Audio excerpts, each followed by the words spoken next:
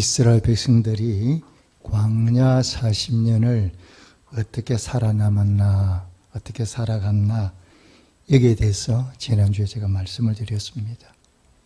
사람이 살 수 없는 광야 40년을 그들이 어떻게 살았냐? 하나님이 불기둥, 구름기둥으로 인도해 가셨다. 그렇게 말씀을 드렸어요. 또 성경에 이렇게 나와 있죠. 그런데 하나님께서 그들을 불기둥, 구름기둥 인도하셨는데 구체적으로 그들이 어떻게 그 인도함을 받았나? 인도는 하셨는데 실제로 구체적으로 어떻게 인도해 가셨나? 여러분 어떻게 가셨습니까? 자, 이스라엘 백성들은 그 광야길을 가본 적이 없습니다.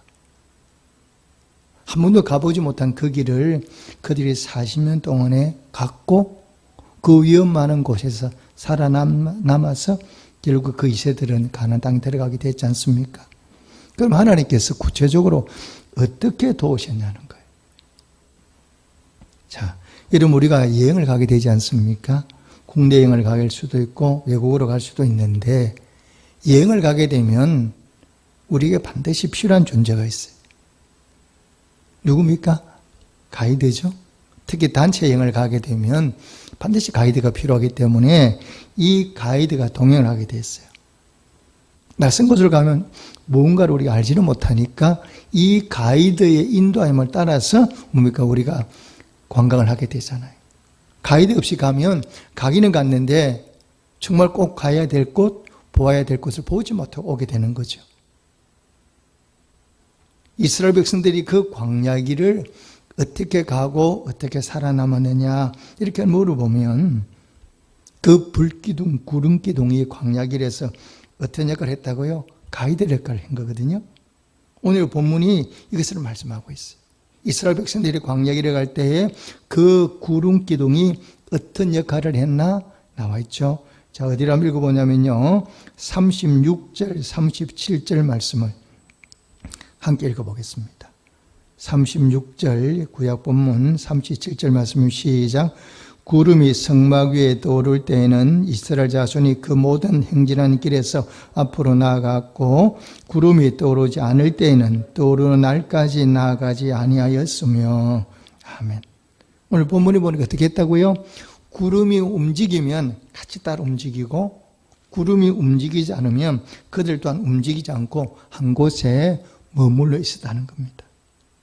구름 기둥이 인도하는 대로 그들이 앞으로 나아갔다. 이것이 성경 말씀입니다. 자, 그러면 여러분 그 구름 기둥을 인도한 분은 누구예요? 구름 기둥이 지 마음대로 막 움직이는 건 아니잖아요. 그 구름 기둥을 움직인 분이 누구냐 이렇게 물어보면 바로 하나님이시죠.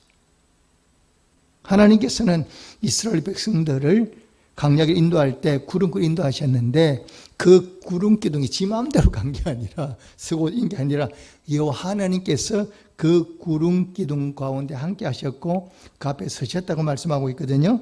지난주를 본문이 출애굽기 13장이었는데 13장 21절에 뭐 이렇게 말씀하고 있어요.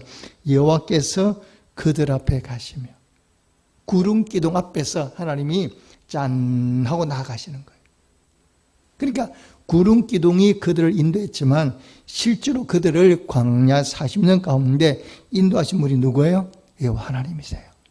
여호와 하나님께서 직접 그들 가운데 함께 하시면서 그 구름 기둥 앞에서 인도해 가신 거죠.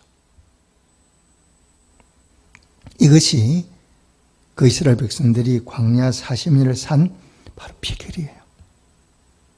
자, 그런데 그 백성을 인도하신 여호와 하나님은 지금도 우리와 함께 하십니다. 지금도 우리와 함께 하시거든요. 그리고 지금도 우리의 앞날을 인도해 가신 분이 누구냐? 하나님이세요. 그래서 우리가 이 광야가 된 세상을 잘 살아가는 비결이 바로 뭐냐? 다르지 않아요. 하나님이 인도하심을 받는 거거든요. 하나님께서 가라 이러면 가는 거예요. 그냥 앞으로 나가면 되고 하나님이 우리 보고 얘들아 서라 그러면 서는 거거든요. 간단히 말하면 하나님이 하라는 건 하고 그건 하면 안 돼 이렇게 말씀하는 거는 하지 않으면 되는 거예요. 이게 인생을 잘 사는 비결이에요. 그런데 이렇게 하려면 우리가 해야 될 일이 있어요. 하나님 음성을 들어야 되잖아요. 하나님께서 나보고 앞으로 나가. 이렇게 말씀을 들어야 내가 앞으로 나가고 너 나가지 마. 이러면 설 수 있는데, 그럼 우리가 할 일이 바로 뭐냐? 하나님 음성을 듣는 거잖아요. 하나님은 말씀하는 분이거든요. 하나님 말씀이니까.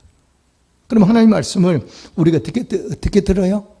어떻게 하나님께 음성을 들을 수 있냐? 이렇게 물어보면 간단히 말해서 하나님 앞에 여쭤봐야 돼. 하나님, 앞으로 나가는 거 맞습니까? 어떻게 할까요? 설까요? 앞으로 나갈까요? 여쭤봐야 돼. 그래, 여쭤본다는 얘기는 다르게 표현하면, 쉬운 말로 표현하면 기도하는 거거든요.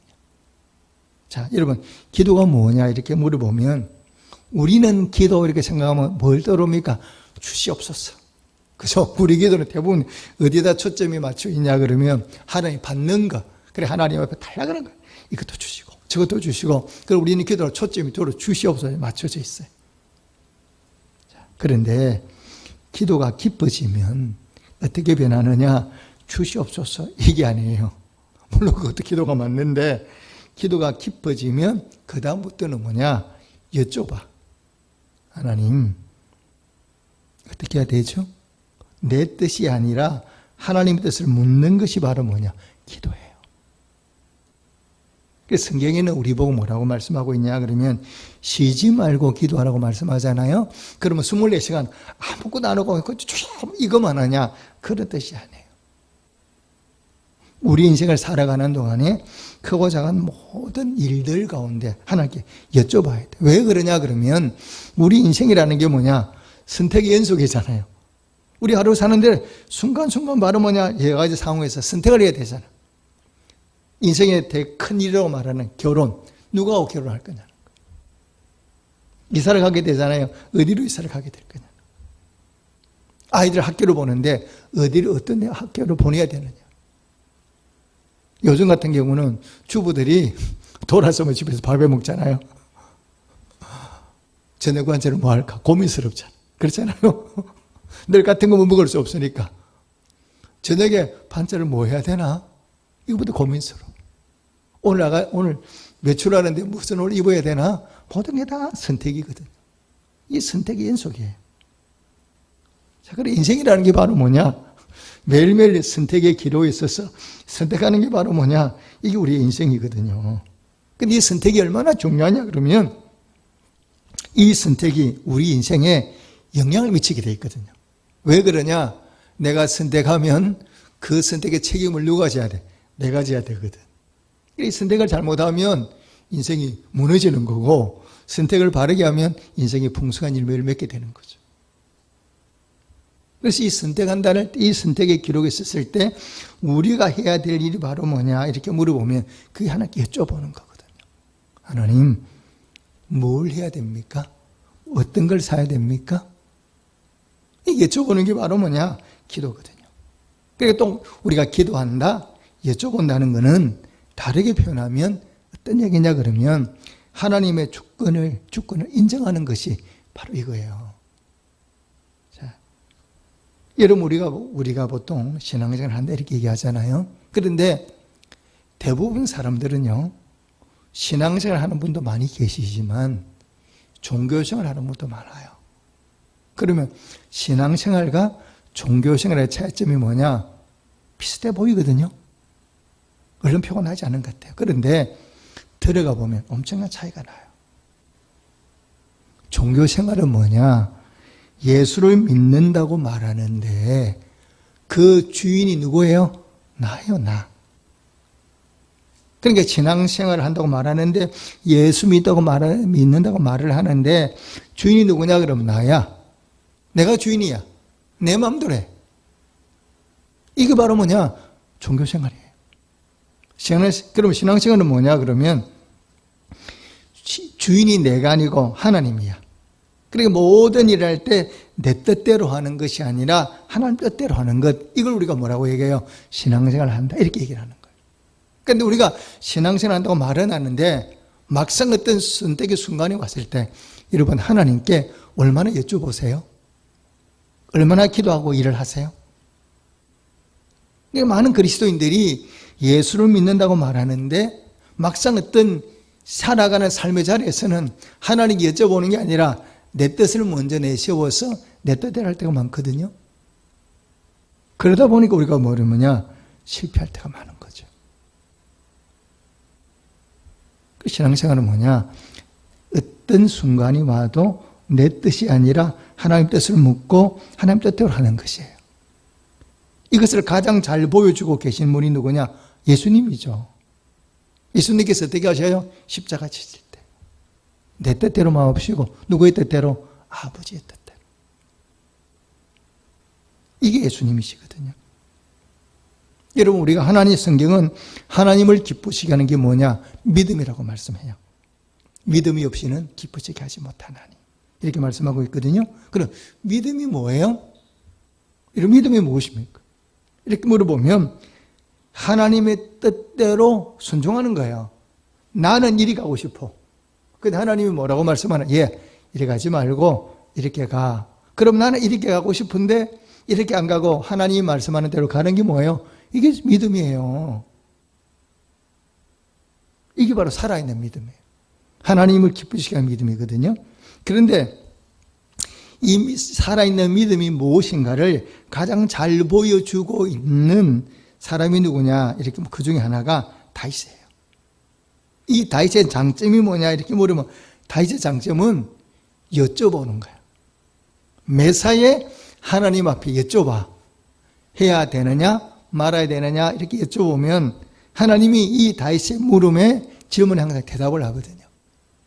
예를 전쟁을 하잖아요. 자, 전쟁을 하게 됐어요. 그럼 다윗이 전쟁을 앞서서 물어보는 거예요. 하나님 앞에 여쭤보는 거예요. 하나님, 이 전쟁 해야 됩니까? 하지 않아야 됩니까? 이렇게 여쭤보면 하나님이 말씀하는 거, 해라, 이렇게 말씀하거든요. 그러면 막 하는 게 아니야 또. 그럼 다시 어떻게 여쭤보느냐? 그러면 어떻게 할까요? 군대 말로 전술도 물어보는 거예요. 그럼 하나님의 말씀, 뽕나무 위로 사람이 걷는 소리가 나거든, 쳐라, 이렇게 말씀하거든요. 그러니까 그렇게 하니까 다윗이 승리하는 거예요. 다윗은 전쟁을 참 많이 했잖아요. 성전을 짓지 못하는 이유가 바로 뭐냐? 너 전쟁 너무 많이 피를 많이 흘렸어. 성전 안 된다. 네 아들 솔로몬에게 내가 짓도록 하마. 이렇게 말씀할 만큼 전쟁을 많이 했어요. 그런데 다윗은 전쟁을 했는데 어떤 장군이냐 그러면 백전백승이야. 이 성경의 역대상을 쭉 읽어보면요, 그런 구절이 많이 나와요. 다윗이 어디를 가든지 여호와께서 이기게 하셨다. 그러니까 전쟁할 때마다 다윗이 전쟁을 하는데 다윗이 전쟁을 잘해서 이기는 게 아니라 하나님께서 다윗을 이기게 만들어 주셨다는 거예요. 그럼 왜 이겼냐? 물어보잖아요. 전쟁할 때마다 자기 마음대로 전쟁하는 게 아니라 하나님께 여쭤보고 하나님 말씀대로 전쟁을 하니까 이길 수밖에 없던 거죠.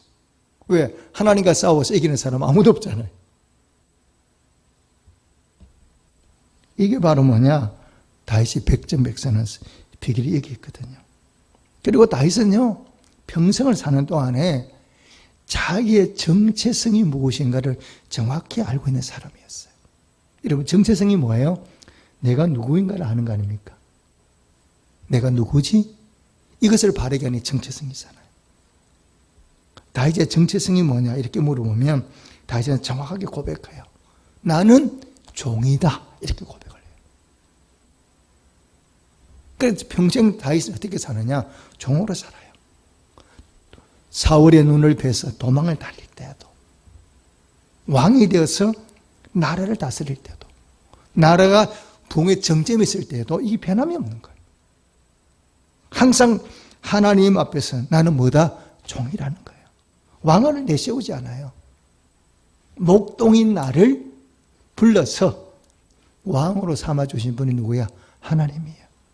이걸 바르게 알고 여호와 하나님 앞에 변함없이 나는 종이야, 이 신분을 한 번도 망각하지 않았던 사람이 누구냐? 바로 다윗이에요. 하나님 이런 다윗을 사랑하셔서 왕으로 삼아주셨고 메시아의 조상으로 삼아주셨거든요. 한마디로 말해 여호와의 주권을 철저하게 인정하는 거예요.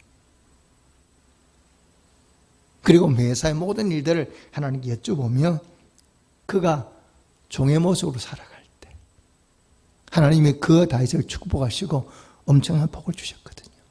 메시아의 조상으로까지 삼으셨거든요. 이러면 우리가 누굽니까? 하나님 앞에 우리 죄인 아닙니까? 하나님의 죄인이잖아요. 예수 그리스도의 피의 공로로 인하여 우리가 구원받았음을 마음에 깨닫고 우리의 크고 작은 모든 일을 감당할 때마다 다윗처럼 뭐냐? 하나님께 여쭤보고 기도하고 하나님의 인도하심을 따라 살아가는 성도가 되시기를 주님의 축복합니다. 이것이 인생을 잘 사는 비결이거든요. 이러면 우리가 인생을 살다가 언제 무너집니까? 우리가 인생을 살 때 언제 실패합니까? 이 다윗을 보면 잘 알 수 있어요. 다윗은 일생 사는 동안에 우리 말 잘 산 사람이잖아요. 그러니까 왕이 되고 메시아 조상이 됐는데 다윗의 삶을 무너뜨린 게 있어요. 다윗의 삶이 무너진 때가 있었어요. 이걸로 인하여 다윗이 엄청난 고통을 받았거든요. 그때가 언제냐? 여러분 잘 아시는 대로 이 다윗이 밧세바를 범했어요. 밧세바를 범하고 이것을 속이기 위해서 결국 뭡니까? 술수를 썼는데 이것이 마음대로 안 되니까 뭐 했어? 그 밧세바의 남편 되는 충신인 우리아를 죽였거든요. 이로 인하여 하나님의 진노로 엄청난 고통을 겪은 것이 누구냐? 다윗이에요. 그럼 다윗이 왜 무너졌어요? 정욕에 눈이 멀었거든요. 여러분, 우리 인생을 무너뜨리는 게 바로 뭐냐? 신약 본문에 잘 나와 있습니다. 우리 신약 본문 한번 보실래요? 신약 본문 야고보서 1장 14절 15절 함께 읽겠습니다. 시작. 오직 각 사람이 시험을 받는 것은 자기 욕심에 끌려 미혹됨이니 욕심이 잉태한 적 죄를 낳고 죄가 장성한 적 사망을 낳느니라. 아멘. 우리 인생을 무너뜨린 게 바로 뭐냐? 바로 욕심이에요. 사람은요, 욕심에 눈이 딱 멀어, 욕심을 딱 마음에 품으면 그때부터 욕심이 하는 일이 뭐냐? 우리의 눈을 멀게 만들어. 그 다음부터는 눈에 보이는 게 없어. 그것만 크게 보이지 다른 건 아무도 안 보이는 거예요.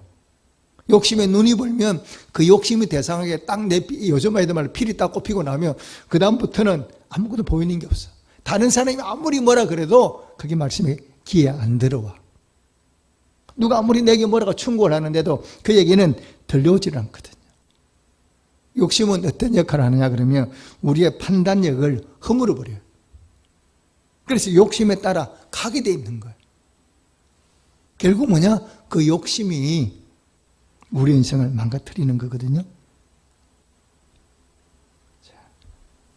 그래서 딱 욕심에 눈이 멀면 뭐만 보이느냐? 그것만 크게 보여. 자, 여러분, 선악과 사건을 보십시오. 그 선악 사건을 보면 선악과가 동산 중앙에 있잖아요. 그러면 아담과 하와가 그 선악과를 따 먹는 날 처음 봤어요. 그전에도 봤겠어요? 그전에도 봤겠죠? 숨겨져 있는 게 아니고 동산 중앙에 있으니까. 그런데 평소에는 그 선악과를 보고 지나친 거죠. 그런데 그날은 사단의 유혹을 받았잖아요. 사단의 유혹을 받고 사단이 뭐라고 얘기하느냐?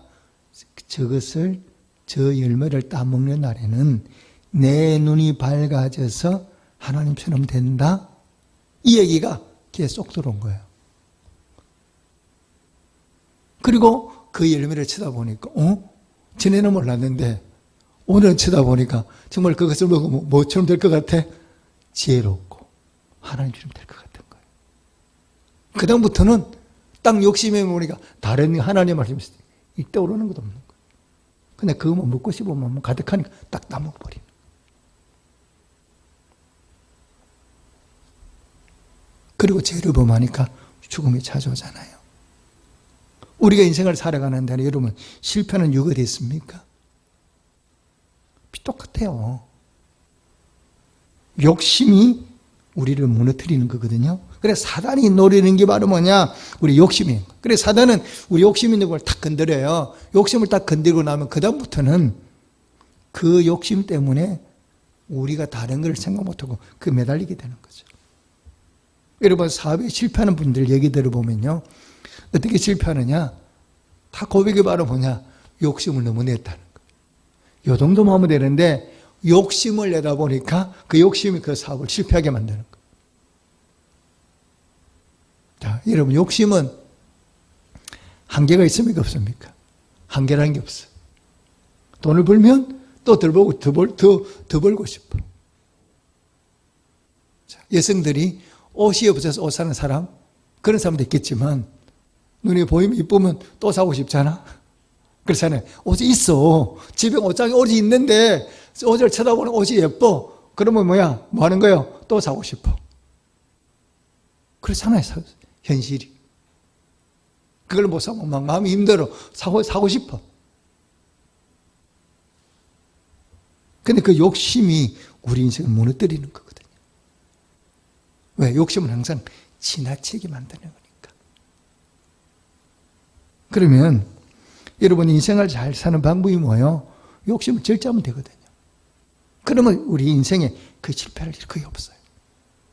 그런데 그 욕심을 절제하고 버리는 게 결코 쉽지 않아요. 그럼 우리가 어떻게 해서 그릇된 욕심을 버리고 인생을 바르게 살 수 있냐? 이거 잘 아셔야 돼요. 하나님이 우리 인간을 만들 때 두 가지로 만들었거든요. 하나는 뭐예요? 흙. 하나는 뭐예요? 영혼. 하나님의 형상. 이 두 가지로 만들었어요. 그래서 우리 인간에게는 이 두 가지가 다 포함되어 있는 거죠. 그리고 우리 인간들은 이 두 가지가 다 있어야 인생을 잘 살 수 있어요. 세상 것도 있어야 되고 영적인 것도 있어야 되거든요. 이게 둘 중에 하나가 모자라면 우리 인생의 균형이 깨지기 때문에 인생이 행복하지가 않아요.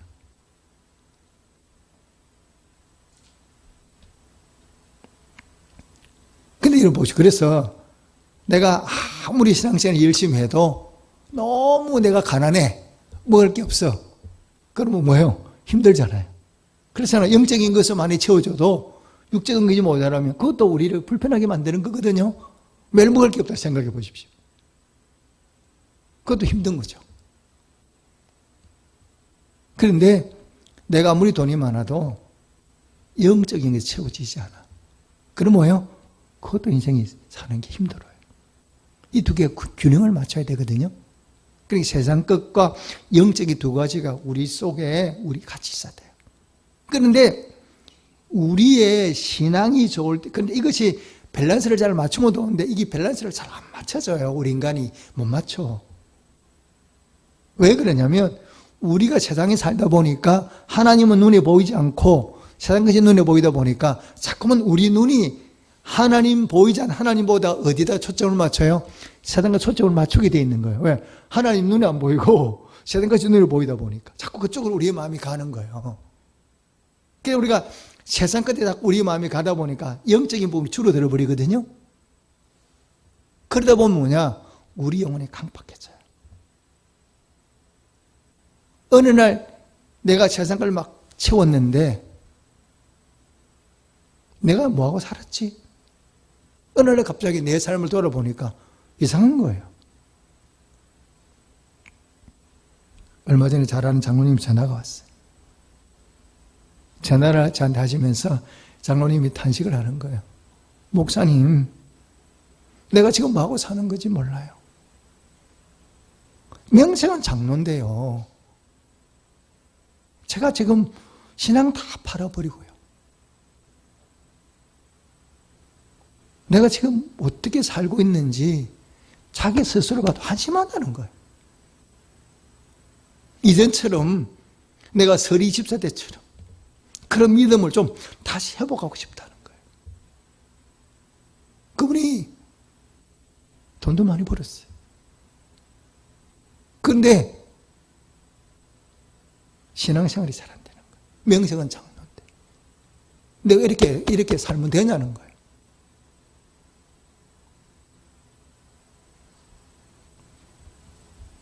왜 그렇습니까? 우리가 세상으로 나가다 보면 하나님의 귀한 것들을 우리가 잃어버릴 때가 많거든요. 세상에 매몰되다 보니 하나님을 잊어버리니까 그쪽에 참 기쁨과 참 평안을 우리가 잃어버리고 살거든. 그러니까 세상을 살기는 사는데 잘못 살고 있는 것.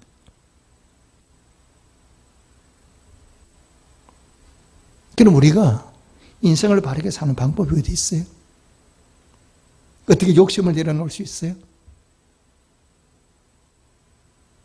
그건 간단히 말하면 영적인 것을 채우셔야 돼요. 영적인 것을 채우면 세상 것이 작아지게 돼 있어요. 반면에 세상 것이 꽉 채워버리면 영적이 줄어들게 돼 있어요. 그렇게 돼 있어요. 우리 구조가.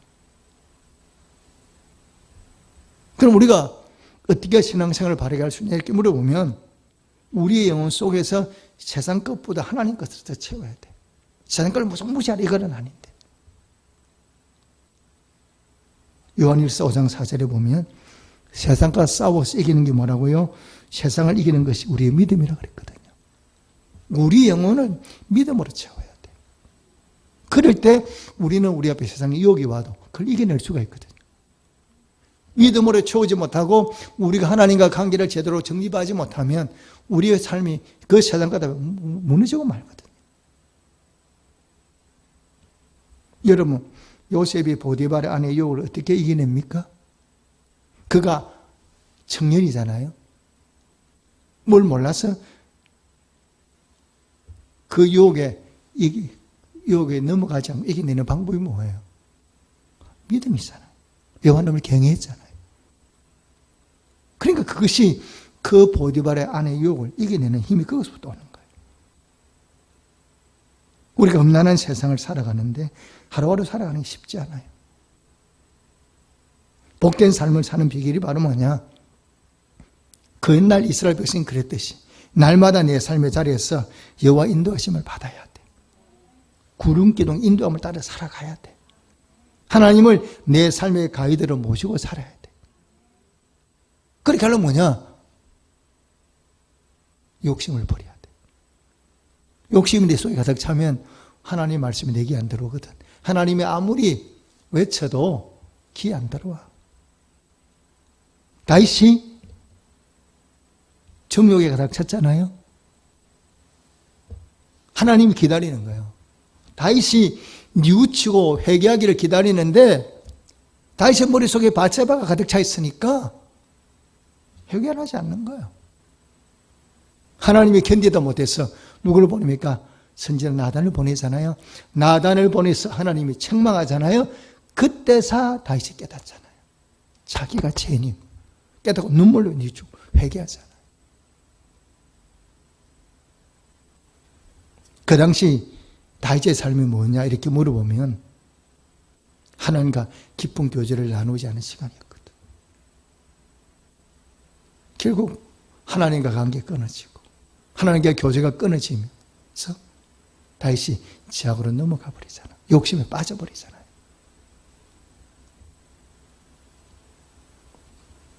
인생을 잘 사는 비결이 어디 있느냐? 내 경험, 내 생각대로 사는 게 아닙니다. 그걸 좀 내려놓아야 돼요. 욕심도 좀 내려놔야 돼요. 그리고 하나님이 내게 말씀하시면 그 말씀대로 순종하며 사시기를 주님을 축복합니다. 그런데 우리 하나님 말씀 어떻게 듣느냐? 들어야 되잖아요. 하나님 말씀 들으려면 하나님께 교제해야지. 하나님 말씀 듣기 힘써야 되지. 그리고 날마다 기도하기 힘써야 돼요. 삶의 자리에서 기도하기를 힘써야 돼요. 여러분 기도라는 게 꼭 새벽에 나와서 기도하는 것, 그러면 기도죠. 그런데 삶의 자리에서 그냥 기도하는 거예요. 길을 걷다가도 생각나는 손에게 여쭤보고 길을 걷다가도 하나님과 대화 나누고 직장에서도 고민되는 일이 있잖아요. 이 잘 안 되잖아요. 그럼 여쭤보는 거 하나님 지금 이 일이 지금 잘 안 됩니다. 지혜 주십시오. 어떻게 결정을 해야 됩니까? 크고 작은 모든 일들에 하나님이 아무 말씀 안 하시지만 내 곁에 계시거든요. 그 계신 하나님 앞에 끊임없이 자꾸 말을 걸어야 돼. 그리고 하나님이 내게 말씀하도록 만들어야 돼. 그러면 우리 인간들은요 다 뭐냐, 잘난 척하기 좋아하잖아요. 나를 드러내고 싶잖아요. 그런데 우리 하나님은 제가 늘 그렇게 하지 않으시는 분이에요. 내가 여쭤본다고 알았다 이놈아 금방 이렇게는 안 하셔요. 금방 하나님은 내가 그런다고 하나님이 내한테 귀에 쏙 뭐 나한테 들려주고 이러지는 않아요. 그런데 기도해 보면 어떤 일이 나느냐, 하나님이 아무 말씀하지 않으신데 내 길을 인도해 가시는 거예요. 기도하고 앞으로 나아가면 하나님이 어떻게 하시냐, 내 인생의 물꼬를 터 가시는 거예요.